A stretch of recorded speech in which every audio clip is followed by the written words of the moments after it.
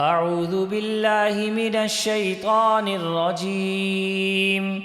بسم الله الرحمن الرحيم. تبارك الذي بيده الملك وهو على كل شيء قدير. الذي خلق الموت والحياة ليبلوكم أيكم أحسن عملا وهو العزيز الغفور. الذي خلق 7 سماوات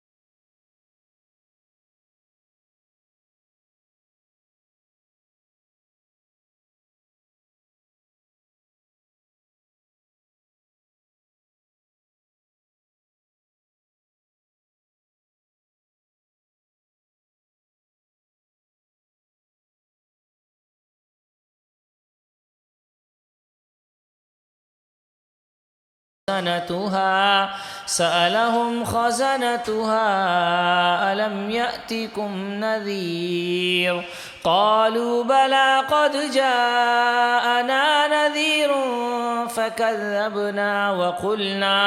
فكذبنا وقلنا ما نزل الله من شيء إن أنتم إلا في ضلال كبير.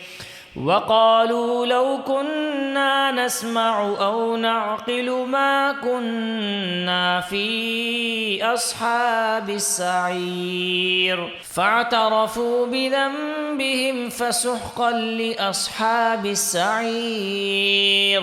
إن الذين يخشون ربهم بالغيب لهم مغفرة وأجر كبير. وأسروا قولكم أو اجهروا به إنه عليم بذات الصدور. ألا يعلم من خلق وهو اللطيف الخبير. هو الذي جعل لكم الأرض ذلولا فامشوا في مناكبها وكلوا من رزقه وإليه النشور. أأمنتم من في السماء أن يخسف بكم الأرض فإذا هي تمور أم أمنتم من في السماء أن يرسل عليكم حاسبا فستعلمون كيف نذير. ولقد كذب الذين من قبلهم فكيف كان نكير. أولم يروا إلى الطير فوقهم صافات ويقبضن ما يمسكهن إلا الرحمن إنه بكل شيء بصير. أمن هذا الذي هو جند لكم ينصركم من دون الرحمن إن الكافرون إلا في غرور. أمن هذا الذي يرزقكم إن أمسك رزقه بل لجوا في عتو ونفور.